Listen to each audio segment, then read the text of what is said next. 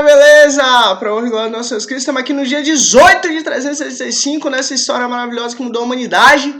E que agora no ano 2026 nós estamos fazendo uma diária, aqui um devocional diário desses 365 dias do ano 2026 para honra e glória do nosso Jesus Cristo.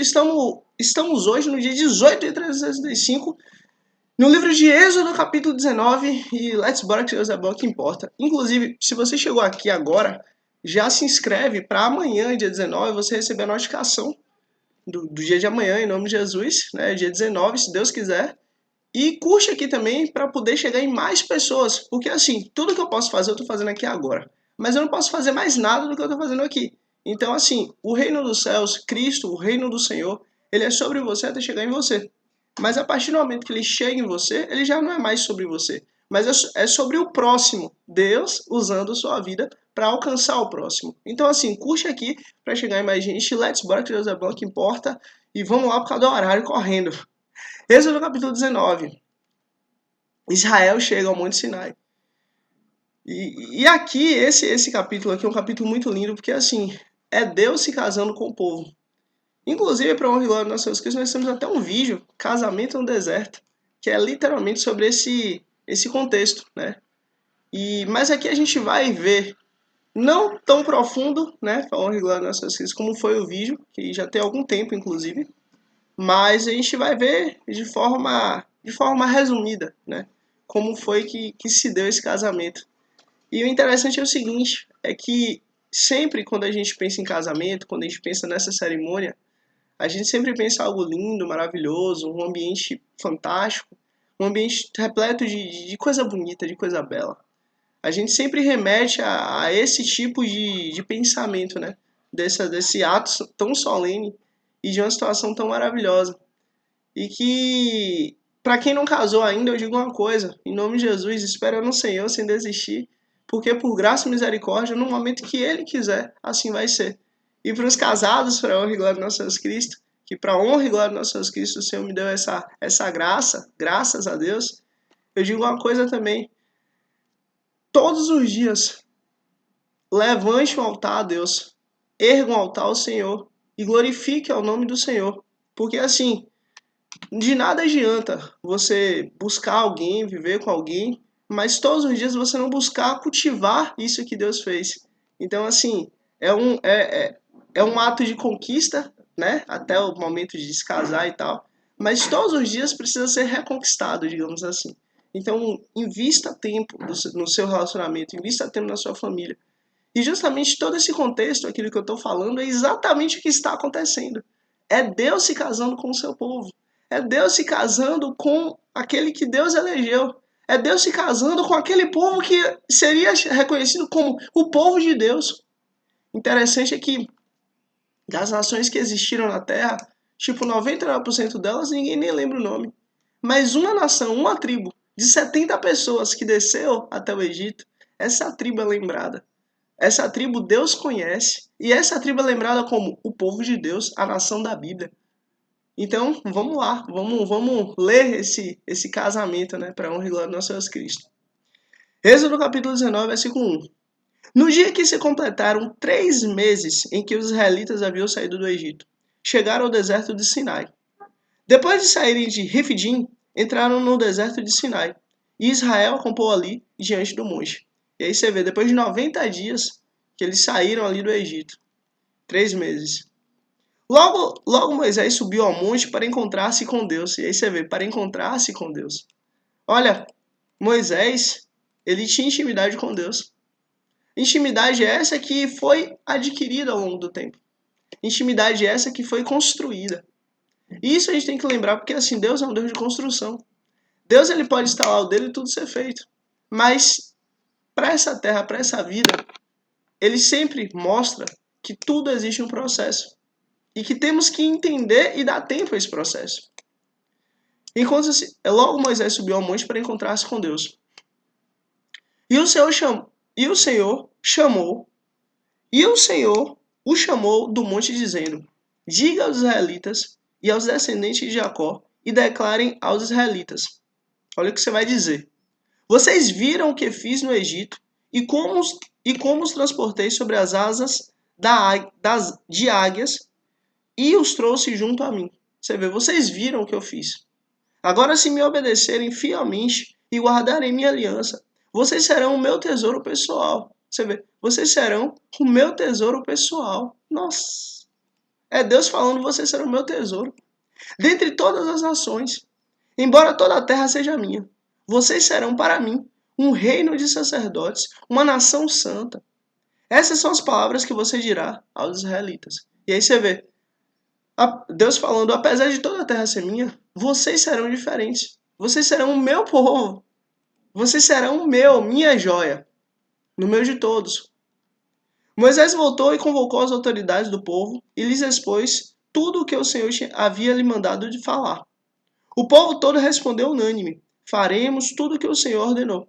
E Moisés levou ao Senhor a resposta do povo. Aí você vê Moisés que traz, é Moisés que leva a mensagem. Sendo ali um tipo de Cristo, apontando ali para o que o Messias iria fazer por nós. Disse o Senhor a Moisés: virei a você em uma densa nuvem, a fim de que o povo, ouvindo-me falar-lhe, passe a confiar sempre em você. Você vê, eu vou vir em uma nuvem para que o povo veja e confie sempre em você. Então Moisés relatou ao Senhor o que o povo lhe dissera. E o Senhor disse a Moisés: vá ao povo e consagre-o hoje e amanhã. Eles deverão lavar suas vestes e estar prontos no terceiro dia, porque nesse dia o Senhor descerá sobre o monte Sinai. Aí você vê, vocês vão passar 3 dias de consagração, porque no terceiro dia o Senhor vai descer. À vista de todo o povo, ou seja, o Senhor vai descer à vista de todos, todos vão ver o Senhor descendo ali. Estabeleça limites em torno do monte e diga ao povo: tenham cuidado de não subir ao monte e de não tocar na sua base. Você vê por que tem um cuidado? Olha o que Deus vai falar, olha o que Deus vai fazer. Quem tocar no monte certamente será morto. Será apedrejado ou morto a flechadas. Ninguém deverá tocá-lo com a mão, seja homem, seja animal, não viverá. Somente quando a corneta soar, um toque longo, eles poderão subir ao monte. Ou seja, depois de tudo ali acontecer, vocês só vão poder subir ao monte depois que a trombeta soar um toque longo. Porque antes, a presença de Deus está chegando. Deus está chegando. Aquele local está sendo santificado. Aquilo não é mais comum. E aí que tá. Aquele local só vai poder vocês terem acesso depois de um toque longo da corneta. E aí justamente é até uma alusão, né? um prelúdio do que vai acontecer ao som da última trombeta. Os que estiverem vivos serão transformados e os mortos serão ressuscitados primeiro. Ou seja, olha como toda a lei do Senhor se encaixa perfeitamente. Isso a gente vai ler. Mas aqui a gente já vê isso, Deus falando a respeito disso. Da trombeta que soará e dos que estiverem vivos que serão transformados e os mortos vão ressuscitar. Para quê? Para entrarmos na presença do Senhor. Olha que coisa linda. Olha que beleza. Olha que bênção.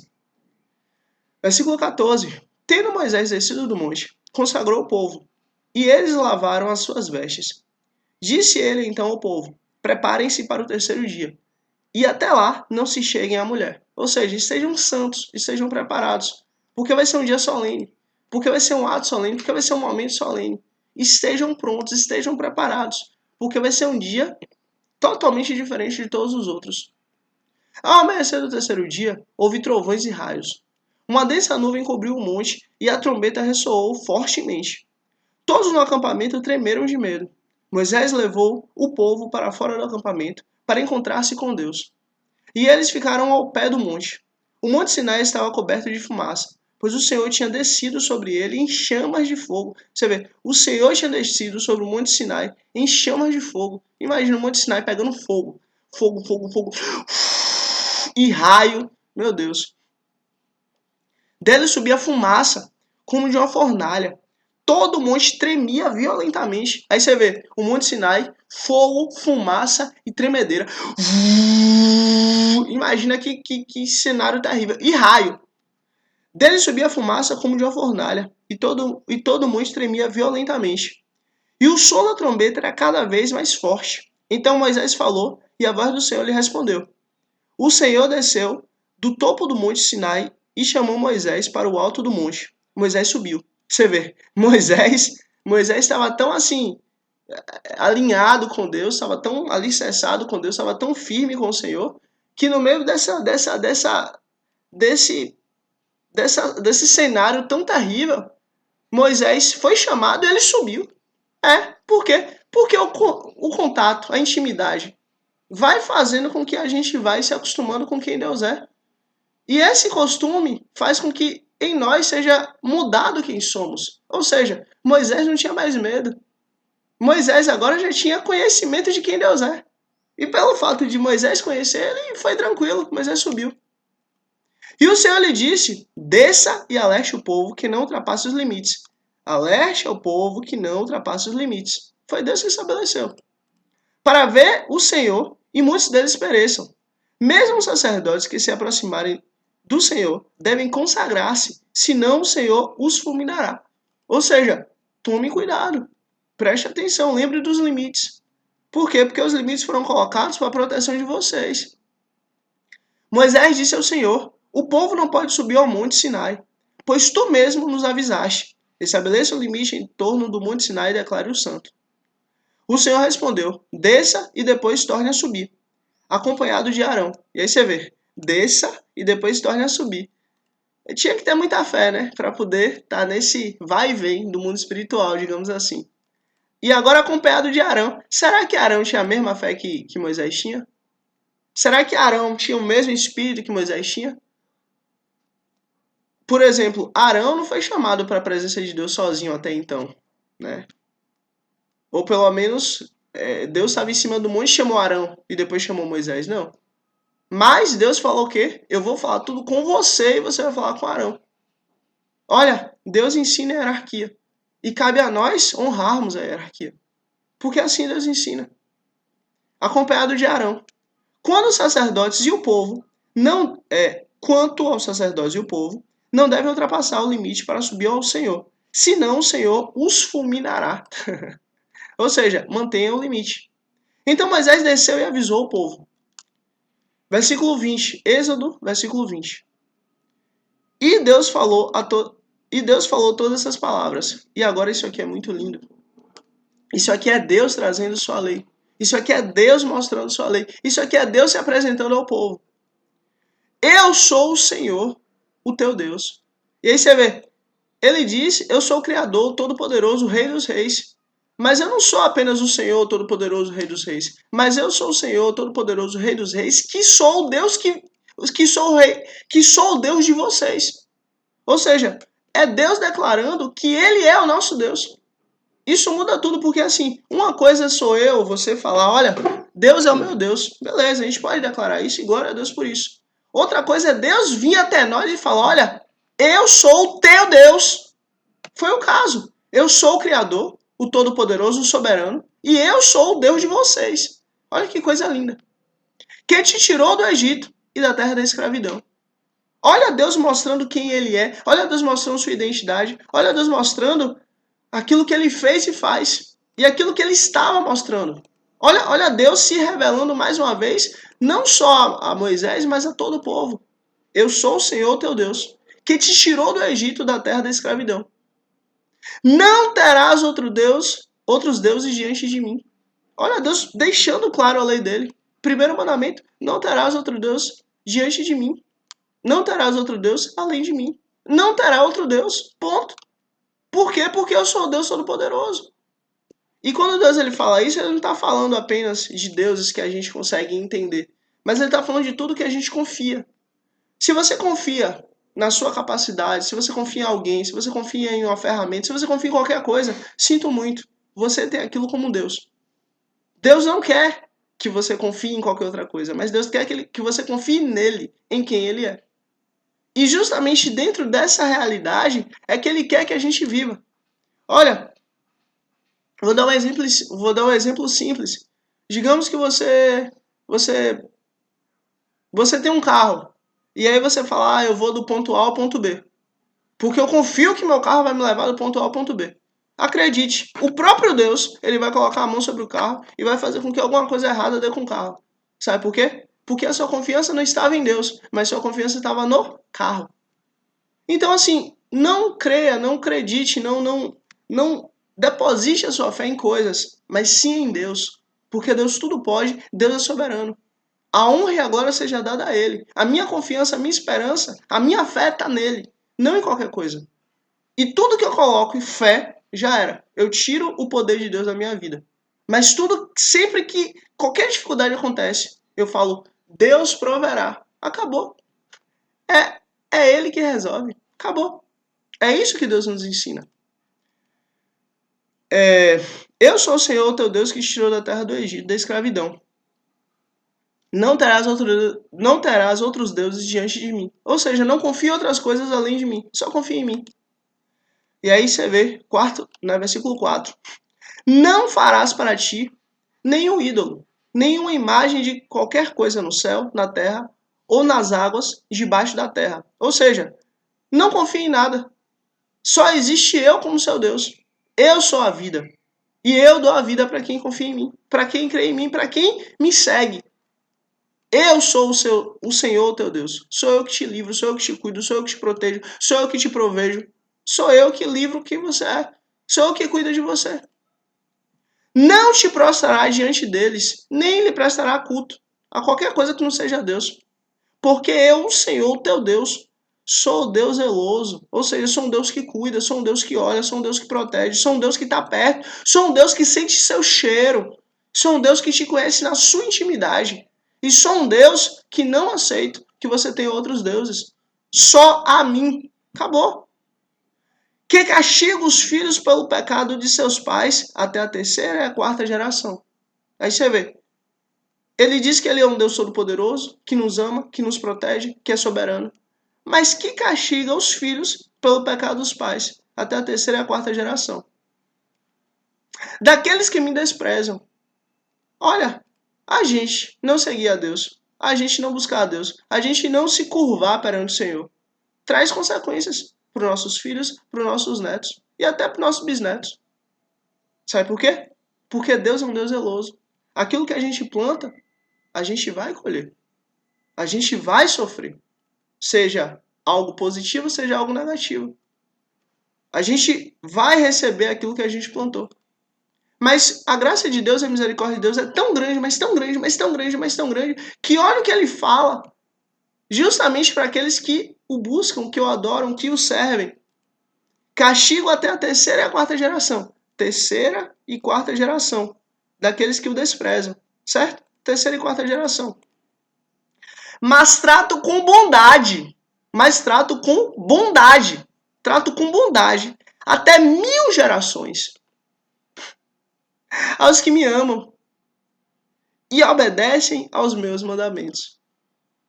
Olha, sabe o que significa? A graça de Deus é tão grande, mas tão grande, mas tão grande, mas tão grande, que excede 10 elevado a 80, que é mais ou menos a quantidade de átomos que existe em todo o universo. 10 elevado a 80. Mas a graça de Deus é tão grande, mas tão grande, mas tão grande, mas tão grande, que a graça dele é 2 elevado a 1000. Toda a criação não consegue comportar nem 1% da glória de Deus. Nem 0,1% da glória de Deus. Nem 0,1% da graça de Deus. Toda a criação não consegue sequer mensurar, ou carregar, ou sentir, ou apertar a graça de Deus. Pelo contrário, se toda a criação fosse contada, ainda assim a graça de Deus seria infinitamente mais. É isso que Deus está mostrando.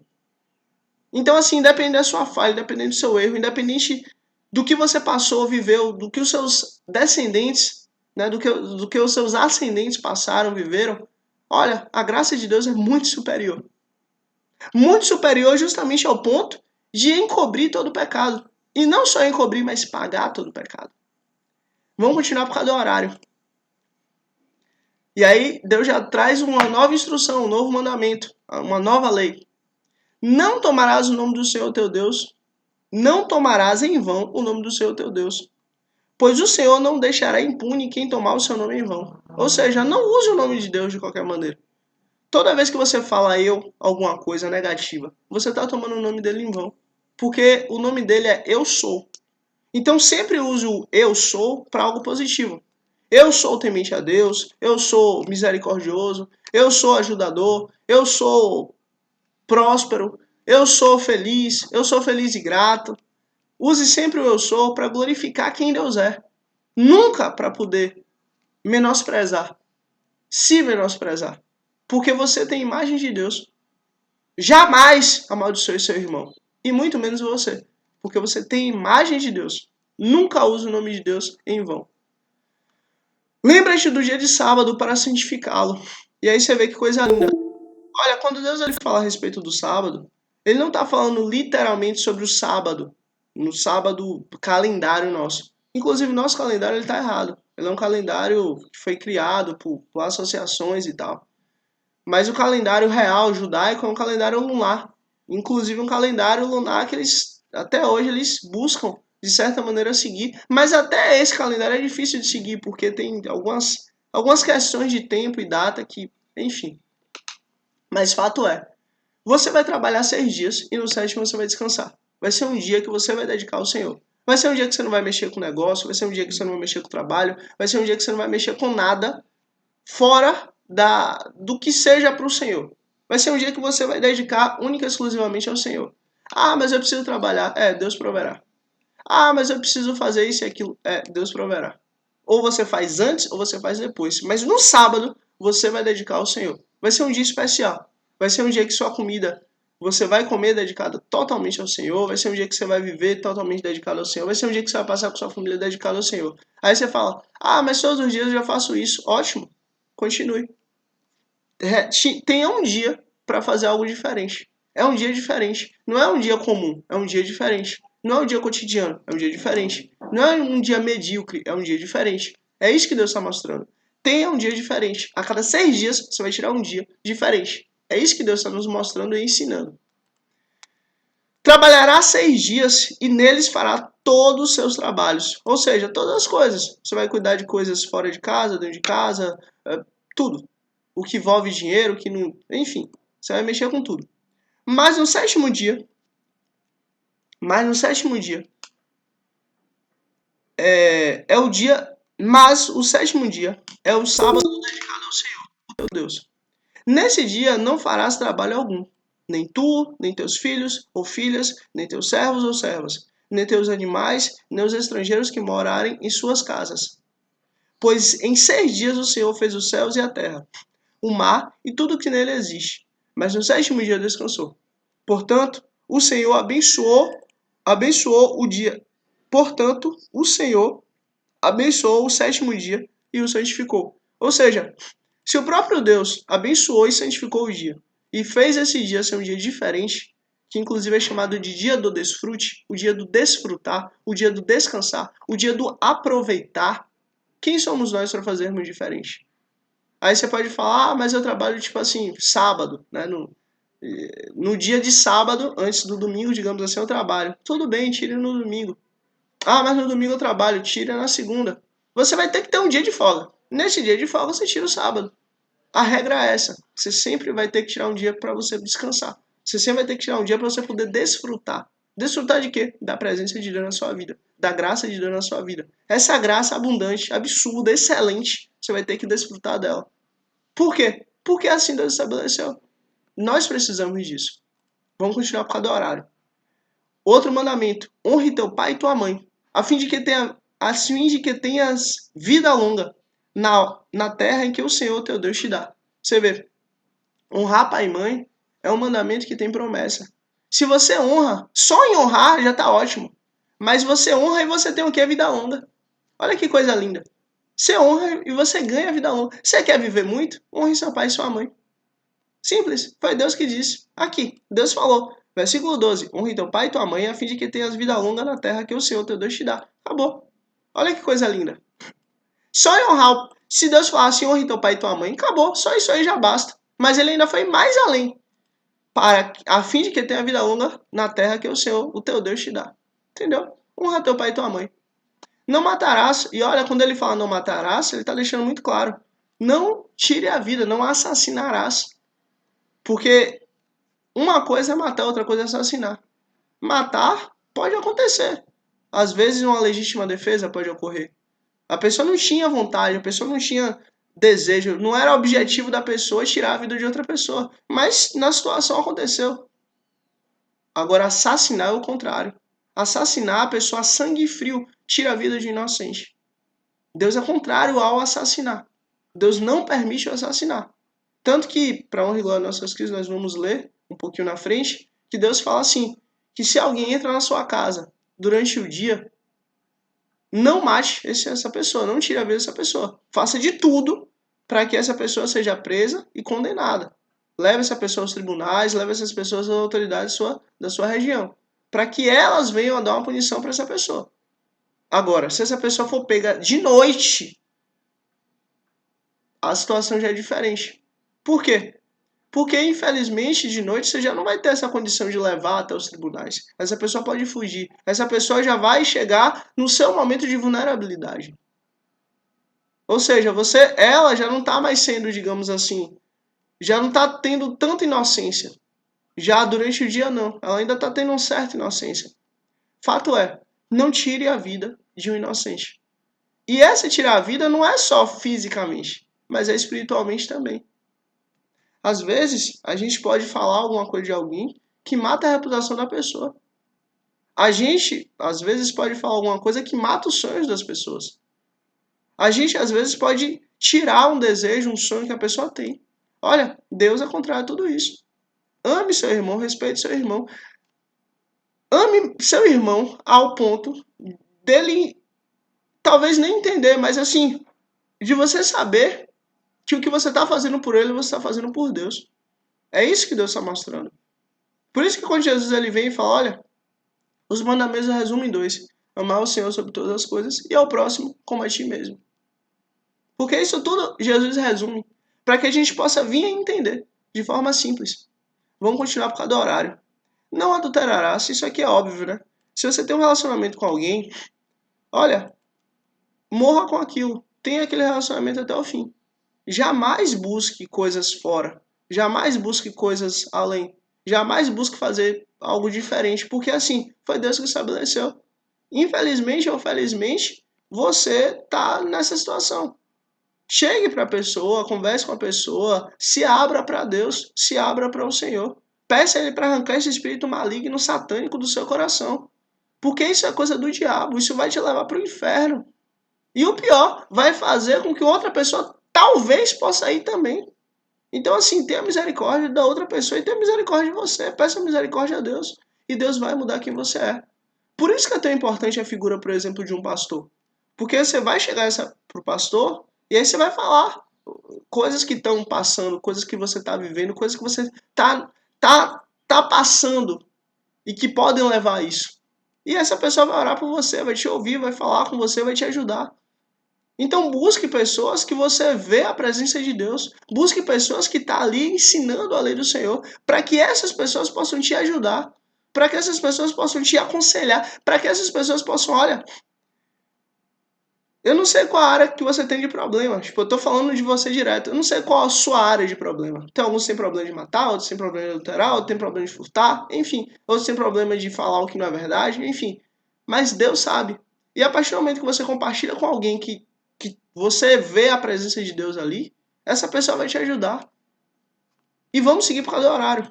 Não adulterarás, não furtarás, né? Pegar aquilo que não é seu. E aí você vê, se Deus fala para não furtar, imagina roubar. Usar a força para poder ter algo que é do outro. Se ele fala para não furtar, que é não usar a força, pegar do outro sem o outro saber, imagina usar a força contra o outro. Isso é um absurdo. É o que Deus fala, é o que Deus mostra, é o que Deus diz. Condenado é quem faz isso. É o que Deus está dizendo. Não darás falso testemunho contra teu próximo. Olha, não minta. Fale a verdade.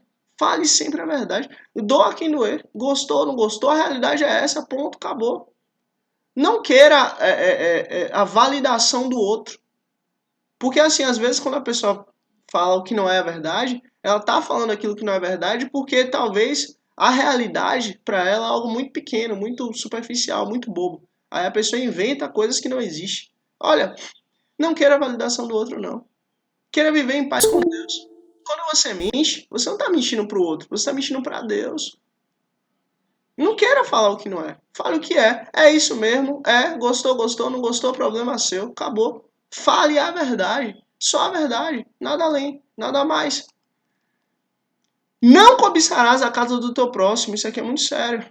Cobiça é um pecado que leva a coisas terríveis. Leva à destruição. Assim como todos os outros.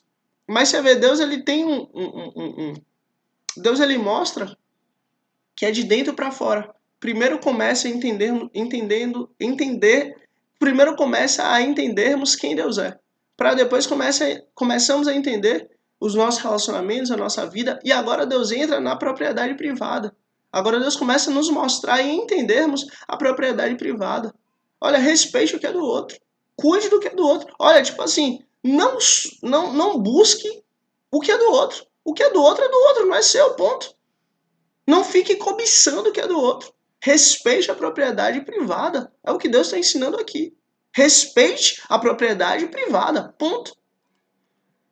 Não cobiçarás a mulher do teu próximo, nem seus servos ou servas, nem seu boi, nem seu jumento, nem coisa alguma que lhe pertença. Nem coisa alguma que lhe pertença. Ou seja, respeite a propriedade privada do seu próximo. Ponto. É dele, não é seu. Aquilo que Deus deu para ele é dele, não seu. E se você ficar cobiçando, você vai estar em pecado. E esse pecado vai te levar à morte. Vendo-se o povo diante dos trovões e dos relâmpagos, e do som de trombeta, e do monte fumegando. Você vê, trovão, relâmpago, som de trombeta, monte pegando fogo e chão tremendo. Todos tremeram assustados. Ficaram à distância e disseram a Moisés: fala tu mesmo conosco e ouviremos. Mas que Deus não fale conosco, para que não morramos. E aí você vê, eles tiveram medo da presença de Deus, tiveram medo de entrar na presença de Deus. E aí você vê coisa interessante. Eles já estavam santificados, eles já se santificaram, eles já passaram o dia de santificação, mas ainda assim eles tinham medo. Olha, isso Deus está mostrando para nós. Às vezes a gente está preparado, a gente se santificou, mas a nossa consciência ela ainda está em processo. Ela ainda está em trabalho. Deus ele quer mostrar para nós que, olha, você já está pronto, porque eu já dei o meu espírito para você. Mas ainda precisa que a sua consciência seja trabalhada, o seu homem interior seja trabalhado, a fim de que você consiga entender a plenitude de Deus e chegar à conclusão de que você não consegue nada. Mas tudo é por graça de Deus. Eles ainda não tinham entendido a graça. Eles ainda não tinham entendido que não é pela força deles, não é pela santificação deles, não é pelo trabalho que eles fizeram ou fazem, não. Mas é por graça de Deus. Eles ainda não tinham entendido isso. Moisés disse ao povo: não tenham medo. Deus veio prová-los para que o temor de Deus esteja em vocês e os livre de pecar. Ou seja, não tenham medo. Por quê? Porque Deus veio para poder purificá-los, poder mudá-los, poder aperfeiçoá-los. Mas o povo permaneceu à distância, ao passo que Moisés aproximou-se da nuvem escura em que Deus se encontrava. E aí você vê, que coisa linda. Moisés ainda continuava tranquilo ali. Por quê? Porque Moisés teve tanto contato com Deus que ele já estava muito diferente do Moisés que saiu lá, fugido do Egito. Já era outra pessoa. E assim Deus faz. Olha, quanto mais a gente se encontra com Deus, quanto mais a gente troca ideia com Deus, quanto mais a gente entra em contato com Ele, mais de nós é mudado, mais de nós é transformado. Você conheceu uma pessoa 1 ano atrás, e essa pessoa 1 ano está buscando ao Senhor, assim de forma firme, todos os dias, constantemente. 1 ano passou, essa pessoa já não é mais a mesma. Pode ter características ainda antigas, mas essa pessoa já não é mais a mesma. Por quê? Porque Deus muda e aperfeiçoa. A realidade é essa. E assim Deus trabalha. Mas o povo permaneceu à distância, ao passo que Moisés aproximou-se da nuvem escura em que Deus se encontrava. A lei sobre o altar do Senhor. O Senhor disse a Moisés: diga o seguinte aos israelitas: vocês viram por si mesmo que do céu lhes falei. Não façam ídolos de prata nem de ouro para me representarem. Façam um altar de terra, e nele sacrifiquem-me os seus holocaustos, e as suas ofertas de comunhão, e as suas ovelhas e seus bois. Onde quer que eu faça celebrar o meu nome, virei a vocês e o abençoarei. Se me fizerem um altar de pedra, não façam de pedra lavrada, porque o uso de ferramentas o profanaria. Não subo por degraus ao meu altar, para que nele não seja exposto a sua nudez. E aí você vê, Deus está deixando muito claro, olha, vocês não vão fazer ídolos de pedra. Vocês não vão fazer ídolo de pedra, de prata ou ouro. Vocês não vão fazer objetos para me representarem. Não faça nada para poder me representar. Pelo contrário, vocês vão fazer um altar e vocês vão dedicar a mim. A vida de vocês é o que eu quero. Eu quero que vocês entendam que a vida de vocês é o meu altar. Eu quero que vocês entendam que quando as pessoas te verem, vão ver a mim. Por quê? Porque eu estou no meio de vocês. Eu quero que vocês entendam que eu sou Deus Todo-Poderoso. Não tente fazer minha imagem, porque é impossível. E se você fizer isso, você vai estar indo contra a minha instrução. Eu sou Deus Todo-Poderoso, que cuida de vocês.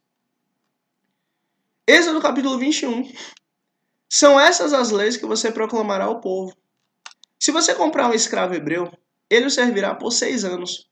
Mas no 7º ano será liberto. É chamado de ano do jubileu. Ou seja, só vai trabalhar por 6 anos. No 7º vai ter a liberdade. Lembra do Shabat? Então. Sem precisar pagar nada. Se chegou solteiro, solteiro receberá a liberdade. Mas se chegou casado, sua mulher irá com ele. Por quê? Porque ele chegou casado, a mulher não é sua, mas é dele. Então, se ele chegou casado, ele tem que sair também casado com a esposa dele. Se o seu senhor lhe tiver dado uma mulher, e essa lhe tiver dado filhos ou filhas, a mulher e os filhos pertencerão ao senhor.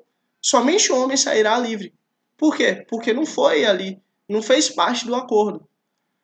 Se, porém, o escravo declarar, eu amo o meu senhor, a minha mulher e os meus filhos, e não quero sair livre, o seu senhor o levará perante os juízes. Terá que levá-los à porta ou à lateral da porta e furar sua orelha. Assim ele será o seu escravo por toda a vida. E aí você vê, esse aqui é o chamado escravo fiel. Aquele escravo que fala, eu quero trabalhar minha vida inteira para o meu senhor. Por quê? Porque eu gosto dele, eu amo ele. O que é que ele faz? Ele chama todas as autoridades, chama todo o povo e fala, a partir de hoje eu não quero mais ser livre. Eu quero ser servo do meu senhor. E diante de todas as autoridades, diante de todo o povo, ele vai lá e faz esse voto. Para quê? Para que ele possa a vida inteira servir ao seu senhor. Se um homem vender a sua filha como escrava, ela não será liberta como os escravos homens. Se ela não agradar ao seu senhor, que a escolheu, ele deverá permitir que ela seja resgatada. Não poderá vendê-la a estrangeiros, pois isso seria deslealdade para com ela. Se o seu senhor a escolher para seu filho, lhe dará o direito de uma filha. Você vê. Agora, escolheu ela como... Escolheu uma escrava para o seu filho, acabou, ela vai ser uma filha. E vai ter o direito de filha. Se o senhor tomar uma segunda mulher para si, não poderá privar a primeira de alimentos, de roupa e de direitos conjugais. E aí você vê. Deus aqui já está estabelecendo o direito da esposa. Ele está mostrando, se o senhor... Se o homem escolher outra mulher, não poderá privar a primeira de alimento, olha lá, de alimento, de roupa e dos direitos conjugais. Por quê? Porque Deus está deixando claro, olha, eu sou santo, sejam corretos. Se não lhes garantir essas 3 coisas, ela poderá ir embora sem pagar nada. Deus está garantindo o direito da mulher. Há quanto tempo? Deus já garantiu o direito da mulher. Começa-se a falar em direito das mulheres recente, mas olha há quanto tempo Deus já tinha garantido que ela deverá ser protegida, guardada, provida. Que ela tem direito disso. Infelizmente a sociedade demorou tanto para poder entender isso, mas vamos seguir por causa do horário. Fato é, Deus é perfeito e lindo. E tudo que ele faz é perfeito e ótimo. E olha há quanto tempo ele já tinha cuidado das famílias. Lei acerca da violência e dos acidentes. Quem ferir um homem e o matar, terá que ser executado. Ponto. Feriu e matou? Sinto muito. É sua vida pela dele. Todavia, se não o fez intencionalmente, mas Deus o permitiu, Designarei um lugar para onde possa fugir. Ó, acontece, às vezes tem duas pessoas trabalhando, estão, por exemplo, furando um poço. E aí nessa, uma pessoa tá ali batendo a picareta cai no chão e a pessoa cai, machuca outra pessoa, a pessoa falece. Acontece. Acidente de trabalho acontece. Mas aí que tá. Se a pessoa faleceu por um erro, por uma falha, não foi da vontade da pessoa tirar a vida do outro, Deus estabeleceu locais onde essa pessoa pode fugir para ter a sua vida preservada. Deus aqui ele também está ensinando sobre autorresponsabilidade. Você tem responsabilidade pelo seu irmão. Você tem responsabilidade pela vida do seu irmão. Tenha responsabilidade sobre a vida dele.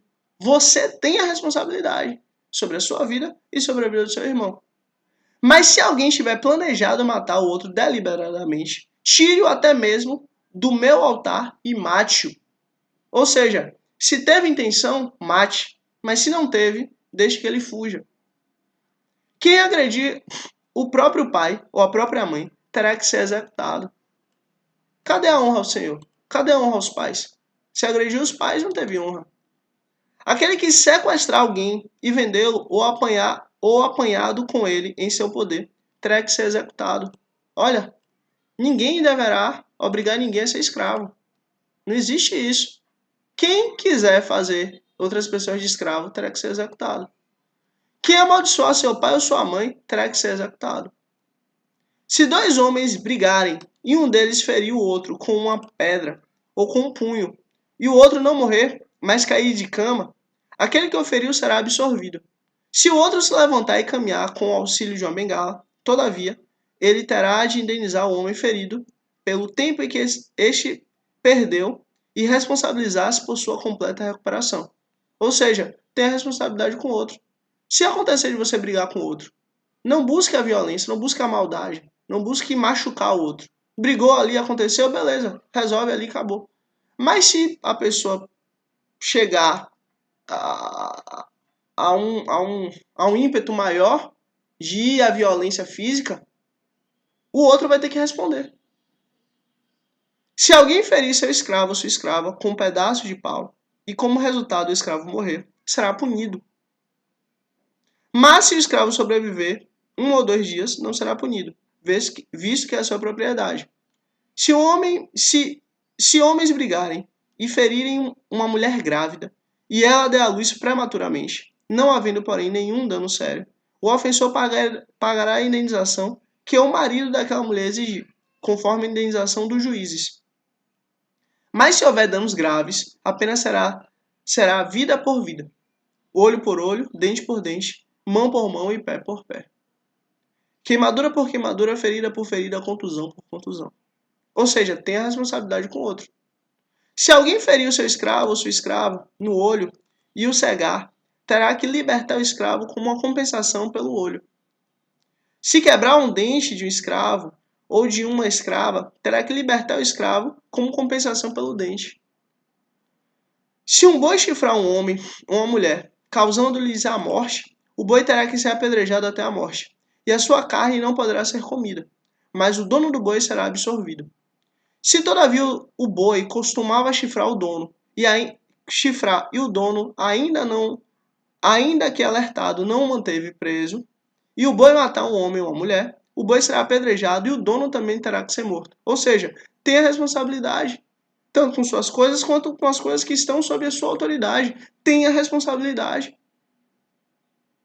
A lei do Senhor, ela ensina o tempo inteiro princípios que, se a gente seguir, a gente vive em paz. Mas se a gente não seguir, a gente vai sofrer a punição. Tenha responsabilidade. Caso, porém, lhe peça um pagamento, poderá resgatar a sua vida pagando o que for exigido. Essa sentença também se aplica no caso de um boi chifrar um menino ou uma menina. Se o boi chifrar um escravo ou escravo, o dono do animal terá que pagar 360 gramas de prata ao dono do escravo e o boi será apedrejado. Se alguém abrir ou deixar aberta uma cisterna, não tendo o cuidado de tampá-la, tá vendo?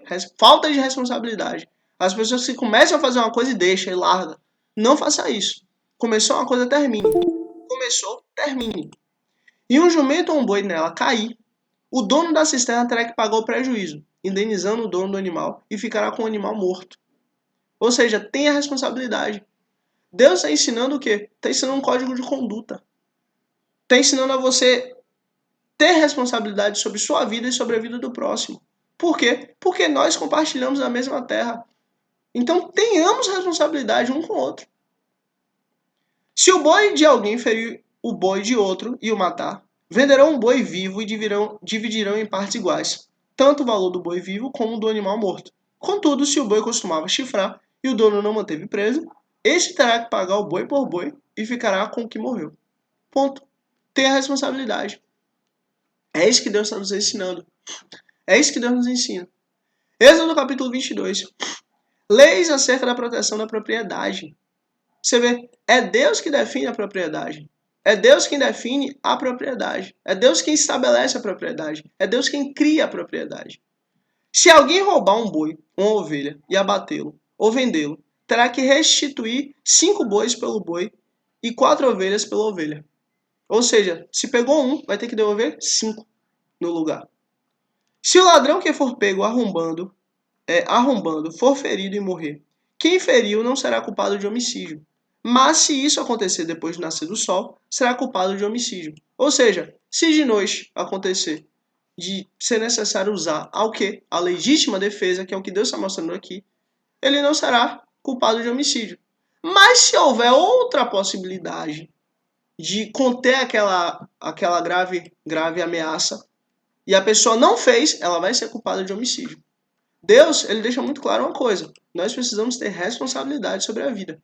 Mais importante, mais legal, o melhor é aquele que preserva a vida, não é aquele que tira. Tirar a vida qualquer um pode tirar, mas preservar só são aqueles que entendem o valor da vida.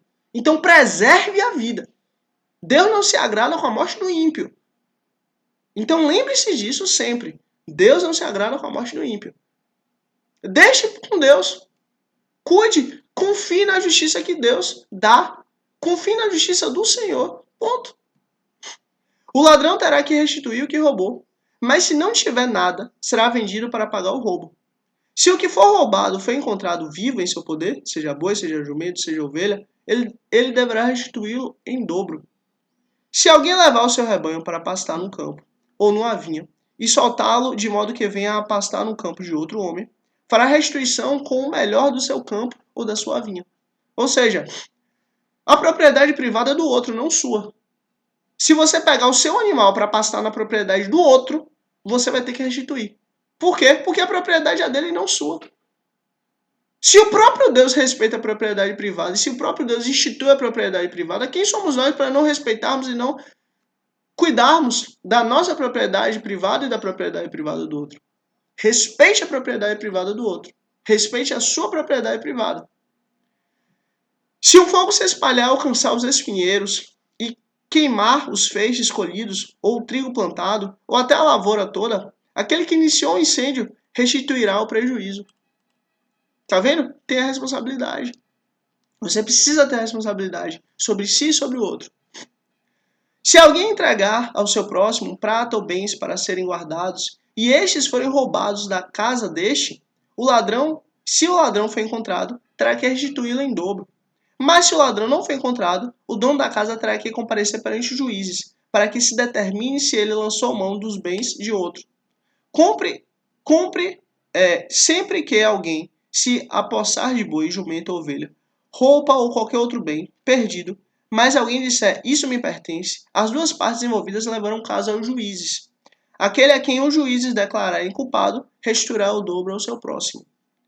Se alguém der ao seu próximo o seu jumento, ou boi, ou ovelha, ou qualquer outro animal para ser guardado, e o animal morrer, for ferido ou for levado, sem que ninguém o veja, a questão entre eles será resolvida prestando-se um juramento diante do Senhor, de quem um não lançou a mão da propriedade do outro. De quem um não lançou a mão da propriedade do outro.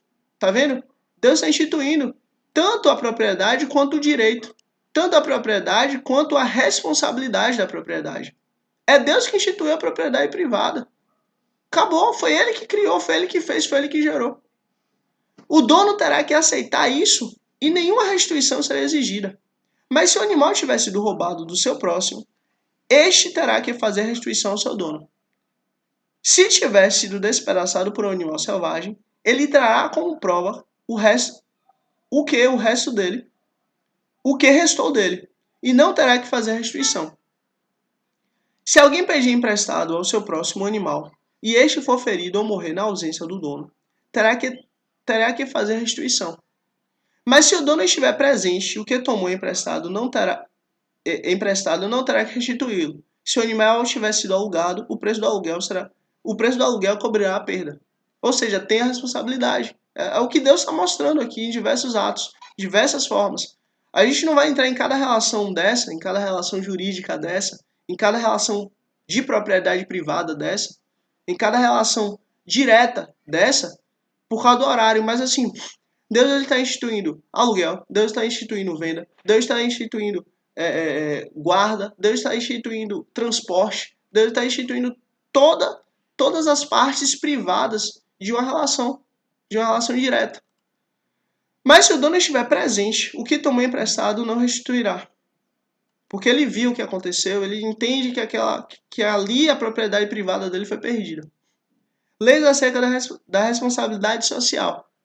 Se homem seduzir uma virgem, que ainda não tenha compromisso de casamento, e deitar-se com ela, terá que pagar o preço do seu dote, e ela lhe será sua mulher. Mas se o pai recusar-se a entregá-la, ainda assim o homem terá que pagar o equivalente ao dote das virgens. Não deixe viver a feiticeira. Todo aquele que tiver relações sexuais com um animal terá que ser executado. Quem oferecer sacrifício a qualquer outro deus, e não unicamente ao Senhor, será destruído. Não maltratem nem oprimam o estrangeiro, pois vocês foram estrangeiros no Egito. Nem prejudiquem a viúva nem o órfão, porque se o fizerem, e eles clamarem a mim, eu certamente atenderei ao seu clamor. Com grande ira matarei vocês à espada. Suas mulheres ficarão viúvas e seus filhos órfãos. E aí você vê. Tudo aquilo que a gente faz para o próximo, seja positivo ou negativo, nós vamos colher. É o que Deus está nos ensinando. Se fizerem empréstimo a algum do seu povo, algum necessitado que viva entre vocês, não cobrem juros dele. Não emprestem visando lucro. Se tomarem como garantia o manto do seu próximo, devolvam-no até o pôr do sol. Porque o manto é a única coberta que ele possui para o corpo. E quem mais para o corpo? Em quem mais se deitará? Ou seja, o manto é a única coisa que ele tem. Ele vai deitar onde? Ele vai deitar no chão? Quando ele clamar a mim, eu ouvirei, pois sou misericordioso. Olha, tenha misericórdia. Tenha misericórdia do seu próximo. Se Deus te abençoou, glória a Deus por isso. Se Deus te abençoou, glória a Deus. Empreste para o outro, mas não vise lucro do outro, não. Pode ficar tranquilo que Deus vai te pagar. Deus não deve nada a ninguém. Não blasfeme contra Deus, nem amaldiçoe uma autoridade do seu povo. Respeite. Se Deus ali constituiu, fique em paz. Deixa que é Ele que cuida das autoridades. Não retenham as ofertas das suas colheitas. Tudo que você puder ofertar a Deus, oferte. Tudo que Deus te deu, oferte ao Senhor. Por quê? Porque foi Ele que te deu. A oferta, o dízimo, não é nada mais, nada menos do que uma gratidão a quem Ele é. Ele podia não ter te dado a chuva, Ele podia não ter te dado o campo, Ele não podia não ter te dado o trabalho, Ele podia não ter te dado a energia, Ele podia não ter te dado o sol. Ele te deu tudo. Então tenha gratidão ao que Ele é. Consagrem-me o primeiro filho de vocês. E aqui entra a lógica das primícias. Aqui entra a lógica das ofertas. E a primeira cria das vacas, das ovelhas e das cabras. Durante 7 dias a cria ficará com a mãe, mas no 8º dia entregue-a a mim. Tá vendo? Aqui entra a lógica das primícias. Vocês serão o meu povo santo. Não comam carne de nenhum animal despedaçado por feras no campo. Joguem-na aos cães. E aí você vê, Deus está deixando claro, olha, eu estou a partir de hoje fazendo um novo povo, fazendo uma nova aliança, fazendo com que vocês vivam não conforme a lei do Egito, não conforme a lei do mundo, mas conforme a minha lei, a minha santa lei, a minha poderosa lei, que vai cuidar, proteger e livrar vocês de todo mal. Por quê? Porque vocês estão debaixo da minha vontade. E é isso. Esse foi o dia 18 e 365 dias com o Senhor, para honra e glória do nosso Senhor Jesus Cristo. Mais uma vez, muito obrigado por você ter chegado até aqui. Em nome de Cristo Jesus, Deus te abençoe grandemente, em nome de Jesus. Se inscreve aqui para amanhã, dia 19, você receber a notificação, em nome de Jesus. E curte aqui para você receber a notificação de amanhã, né? De amanhã, dia 19, em nome de Jesus. E assim, eu estou fazendo tudo o que eu posso. Eu não posso fazer mais do que eu estou fazendo. Mas se você curtir, você vai estar fazendo parte do reino do Senhor também. Para quê? Para poder levar o reino de Deus para mais famílias, mais vidas, mais almas. E Deus vê isso. Deus sabe disso. Então curte aqui para chegar em mais gente. Para honra e glória do nosso Jesus Cristo. É isso. Até amanhã, dia 19, para honra e glória do nosso Jesus Cristo. Let's bora que Deus é bom, que importa. Deus te abençoe grandemente em nome de Jesus. Amém.